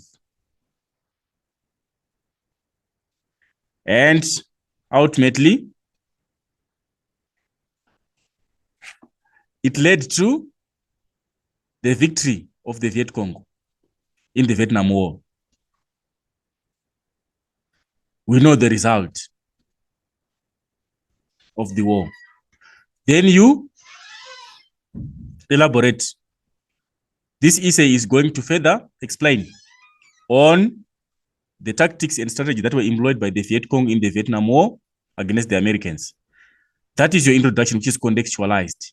You must agree the line of argument because we know the result of the war that was in favor of the Viet Cong. Then you must give reasons why you are agreeing. You support the idea that the guerrilla tactics were effective. And also you highlight that the American strategies were conventional and were not very effective against the guerrilla warfare tactics. Then you elaborate. That is your line of argument. That is your introduction, which is contextualized in this essence of this question here. So if you decide to disagree, you will fail to prove a point because we know well that American strategies were ineffective against the Viet Cong. Then you go to your paragraphs. Make sure that they are in peel format. You highlight the Viet Cong strategies. But remember, this is a war situation. You cannot focus only on the Viet Cong strategies. The Viet Cong strategies, as you highlight on them, for example, the guerrilla tactics, the hit and run, you highlight on them and you show in your linking statement to show that they were successful in defeating the strong army of the USA. Talk of guerrilla warfare tactics, talk of hit and run, talk of the booby traps, talk of support from peasant farmers, talk of support from neighboring countries, talk of the usage of the Ho Chi Minh Trail, talk of support from China and USSR, talk of the Tet Offensive, talk of the usage of the geographical knowledge, talk of not having uniforms. Those are the Viet Cong strategies that you must highlight. And you must link them to the fact that they were effective in defeating the strong army of the USA in your linking statements. Then on the other side, when you're highlighting on the American strategies, remember the American strategies, you are well versed with them. Talk of Operation Rolling Thunder, talk of search and destroy, talk of aspects like villagization, talk of strategies like deployment of young and inexperienced soldiers, talk of the deployment of 500,000 troop members, talk of the My Lai massacre, all those points. Talk of the chemical warfare, the usage of napalm, talk of Operation Rangent, where you look at Agent Orange, you look at Agent Blue, all those tactics by the Americans, you link them in the sense that they were ineffective to defeat the Viet Cong strategies, because we know the results of the war that they were in favor of the Viet Cong. Then you come to your conclusion. When you come to your conclusion, that is where now you are supposed to tie up your argument, and you can reaffirm a key point to support. Referring back to the line of argument, you are tying up your argument in that sense. That takes you to the end of the essay question. And with that being said and done, your essay is contextualized, is answering the question, and with all your paragraphs in context of the question and with a proper linking statement, then that qualifies to be a clear and correct essay, which will give you a very good mark in terms of content coverage and also in terms of presentation. And that will guarantee you a very good mark. That is the question number 4. We're just highlighting on the questions, how we're supposed to answer the questions. Then looking at an independent Africa, the case study for Congo, it says the political, economic, social, and cultural. It is covering all political, it's covering economic, it's covering social and cultural policies introduced by Mobutu after gaining independence in 1960, were a dismal failure. Critically discuss the statement above by using relevant historical evidence to support your line of argument. Right. This is a critical discussion. So when you're answering this one here for question number 5, a critical discussion is answered slightly different from a do you agree? So a critical discussion, we want a dual line of argument, which means you must adopt 2 lines of argument. You must have the main line of argument, and you must have a counter argument. Then, when you're giving reasons, you give in support of the main argument, main reasons, and also you give on the counter reasons. Then you give an elaboration. What are we saying here? We are saying when you are giving the main reason, the question is saying critically discuss that Mobutu failed. So a critical discussion question, you are supposed to either approve the statement or disapprove the statement. In this essence, our direction of the argument is in the negative direction. We know that Mobutu, whatever attempt he tried to introduce under his rule, did not succeed in terms of political uplifting the lives of people, or economically uplifting the lives of people, or socially, he did not succeed. So the fact that it was a dismal failure, we must approve that statement. So the easiest way of approving a statement is to repeat it. So we can say those policies by Mobutu, they proved to be a dismal failure under his rule. It's the main argument. Then the counter argument, however, despite him realizing more failures, there were instances of him succeeding in his policies. Or it is, however, notable that Mobutu, to some extent, he succeeded in some of his policies on a smaller scale. That's the counter argument. Then we go on to the reasons. Why are you saying he failed? You are highlighting generally on his failures. The political terrain of Congo was transformed from being a democracy to becoming a one-party state, which deprived people of their political rights. You are highlighting the failures on the side of the politics. Or the economy of Congo became one of the worst performing economies with very high unemployment and very high levels of poverty. You are highlighting on the economic situation. You just have to give general reasons there. Then when you go to the counter reasoning, you're supposed to also highlight the reason on the counter argument. Why you are saying Mobutu, to some extent, he proved positive results for the people of Congo. It is through Mobutu's dictatorial rule that he managed to silence the Katanga rebellion. It is a positive move. Or the introduction of autocracy in Congo proved to create a political stable environment and managed to silence the infighting or the rivalry amongst the ethnic groups in Congo. It can be highlighted as a positive reason. So that way you find and justify that he succeeded somehow.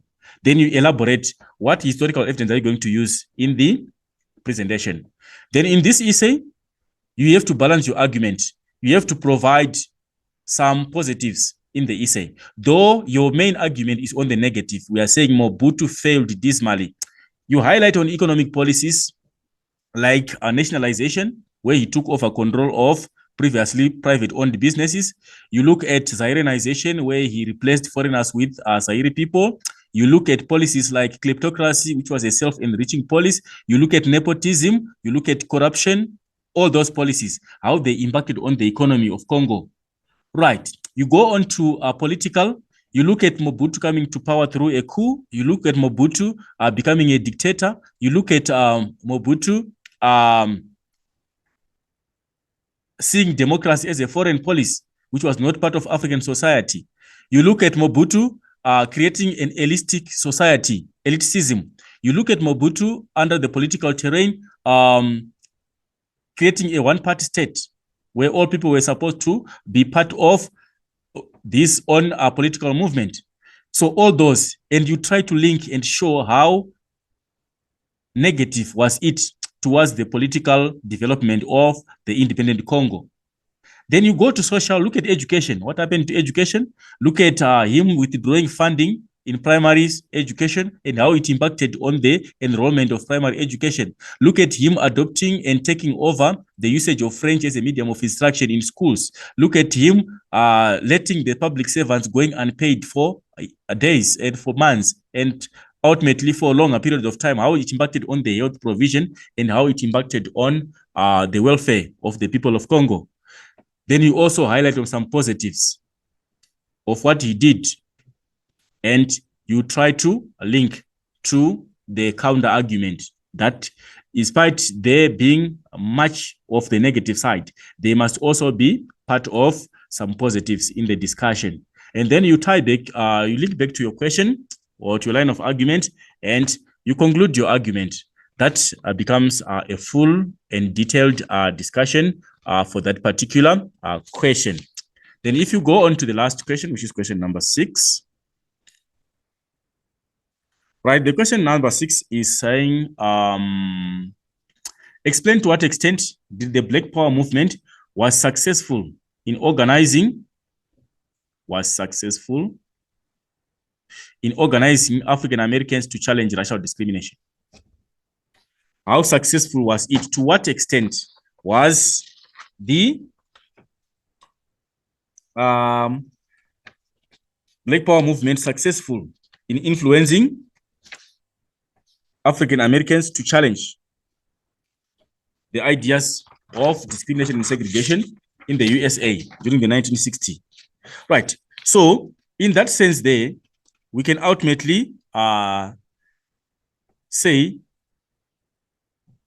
it was to a large extent successful. So An extent question, we need to address the extent. I advise you to take this extent here.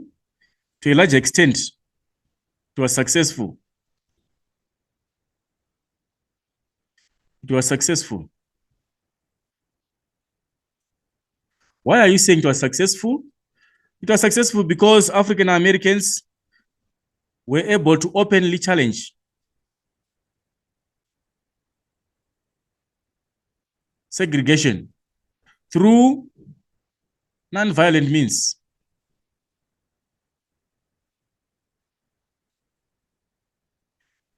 You give general reasons as to why. Then you elaborate why, what historical evidence are you going to? This essay is going to prove the effect of the success of the Black Power movement in challenging or in resisting against segregation and resisting against discrimination in the USA in the 1960s. Then you go to your content. Given that your content, you have it. You talk about Malcolm X influencing self-defense against white oppression. You talk of Black pride, the idea of self-respect, and the idea of self-esteem in the Black society. They would be able to challenge segregation through realizing their self-worth as Black people. Black people were also able to, were encouraged to stand up against white domination in pursuit of justice or freedom. Yes, you highlight on those aspects. The use of Americans being elected into public offices, African Americans getting elected, it was a way of challenging. Having them into public offices was a way of challenging and also resisting segregation. Look at the Black Power movement literacy programs, where they were trying to enhance literacy and reduce illiteracy among African Americans, trying to teach the African American child to be self-dependent. It was a way of challenging discrimination against. So those projects, talk of child care projects and medical projects that were initiated to try and enhance the welfare of the Black Americans. Yes, and also try look at the demands by the Black Power movement to have Black history being taught in schools, in Black schools, so that the Black people, the Black Africans were able to realize their history and be able to identify themselves as Blacks. So all those ideas, you use them in the sense that you are supporting the fact that it was to a greater extent successful in the challenge against segregation and against discrimination in America in the 1960s. So with that being said and done, your argument must always be linked to the fact that it was a success towards the challenge against the ideas of segregation and the ideas of discrimination amongst the Black African American society in the USA in the 1960s. Right. With those ideas being brought together, then you need to get to a conclusion where you tie up your argument. You are supposed now to get to a time where you are tying up your argument by referring back to the line of argument. Support the fact of the line of argument that the Black Power movement was successful to a large extent in challenging segregation and discrimination in America. Then you can highlight or reaffirm a key point out of your whole discussion. Then that becomes a detailed and thoroughly covered essay in terms of content coverage and also in terms of your presentation. So with that being said and done, I think that is taking us to the end of our discussion on this particular paper, which is our history paper 1. So the overall impression of the paper is that it's overall a promising paper, which an average learner can ultimately score a very good mark. So with that presentation, we have come to the end of this discussion. We are going to meet again in other discussions to follow. And I encourage you to always keep checking and always keep checking on the discussions to enhance your skills and also to enhance your content in terms of covering the content. Thank you for watching. We'll meet in other discussions to follow.